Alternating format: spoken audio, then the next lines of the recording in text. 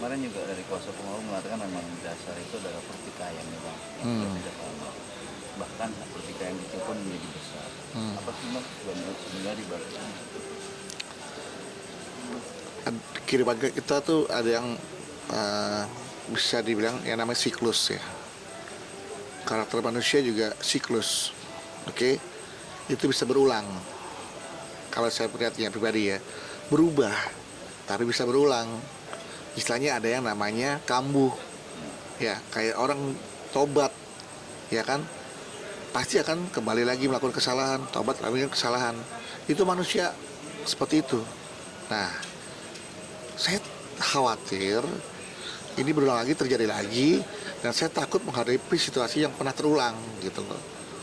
Masa saya menjalani kehidupan dengan trauma atau dengan ketakutan-ketakutan yang berlebihan terus gitu kan, berantem lagi, itu udahlah yuk cut aja deh daripada berantem terus, kan lebih baik itu seperti itu.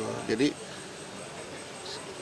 udah baik, nanti saya khawatir ketika ada masalah begitu lagi ya, karena kemarin terjadi masalah ya begitu bener, akhirnya udahlah yuk. Trauma itu yang bayang-bayang bang. Iya. Sampai datang ke psikolog maupun. Nah, kalau saya nggak, mungkin istri saya yang datang ke psikolog. Karena saya tahu bagaimana mengendalikan mental saya tahu bagaimana agar saya memiliki kesehatan mental. Saya gampang.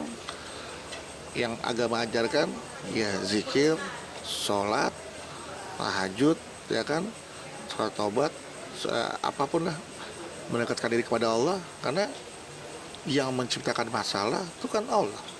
Yang ngasih solusinya juga Allah. Ngapain kita sosokan gue bisa mengatasi masalah ini, tapi gimana caranya, ngapain repot-repot bikin. Ya Allah, saya ada masalah nih, tolong berikanlah permudah jalan keluarnya, permudah hamba untuk mendapatkan solusinya.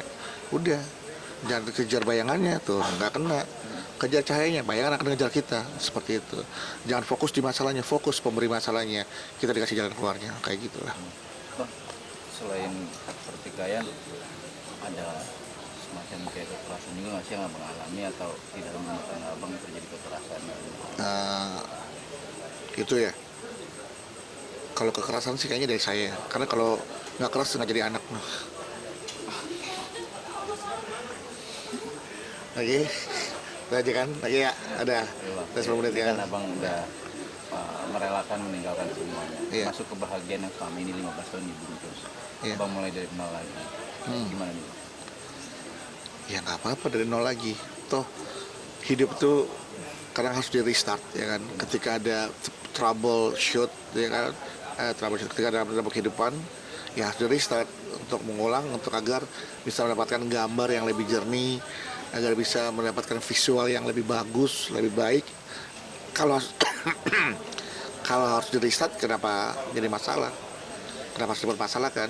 Toh kalau itu salah satu solusi harus di restart ya kan. Yang penting masih bisa menampilkan, masih bisa menunjukkan sebuah kehidupan. Bang saat ini kerja apa nih bang? Masih dalam dunia komedi atau apa? Alhamdulillah saya masih menghasilkan. Jadi makanya saya masih punya penghasilan setiap bulan tuh ya alhamdulillah lumayan gitu loh. Ya bisa lah nih, berapa orang nih yang ada di sini nih. Itu makan, semua bisa saya bayarin. Bisa saya bayarin, ini semua makanan bisa saya bayarin. Asal duitnya kumpulin sini, terus saya bawa ke kasir, saya yang bayar. Kayak gitu. Ya, Bang, tapi gitu. sorry nih, antum kan sering menjadi pembicara atau MC gitu ya, Iya. acara dakwah. Kadang-kala nyangka nggak sih bang, momen kayak gini tuh terjadi pada diri abang? Ya sangka nggak nyangka ya. Nah, kan tadi saya bilang saya menerima takdir ini gitu kan, qadarullah. Dan akhirnya ini menjadi bahan ceramah ustadz kan, dibercandain. Ya itulah kehidupan. Ketika kita sudah berdamai dengan kehidupan, kita ketawain aja kehidupan kita. Kenapa? Kita juga biasa mentertawakan kehidupan orang. Orang jatuh kita ketawain kadang-kadang sering. Kenapa ketika jatuh kita nggak berani ketawain diri kita sendiri? Itulah yang saya lakukan saat ini gitu. Berarti sebelumnya juga abang berdiskusi dulu atau dalam arti nanya-nanya dulu dengan guru-guru abang juga yang lainnya? Iya, makanya asal perceraian ini jangan dijadikan pilihan pertama, tapi sebagai pilihan terakhir nggak ada masalah. Kalau Allah benci dengan perceraian, iya benci hadis itu. Kenapa Allah fasilitasi perpisahan kita? Kenapa Allah kasih surat at-talaq gitu kan? Ya kan? Kenapa gitu? Pasti Allah tahu bahwa makhluknya, hambanya membutuhkan ini di saat-saat situasi tertentu.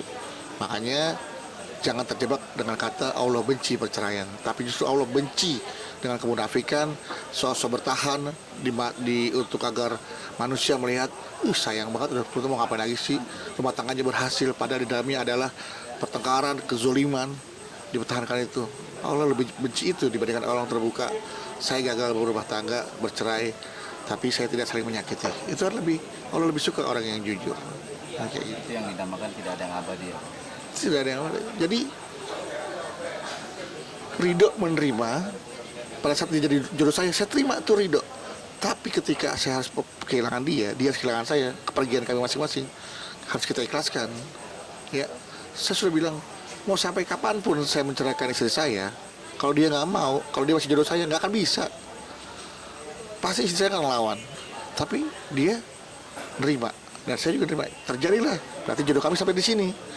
Istri saya pernah menggugat cerai saya terlebih dahulu. Tapi akhirnya nggak terjadi perceraian itu karena kami masih jodoh. Saya masih ridho menerima istri saya masih ridho menerima saya. Sekarang ya udah.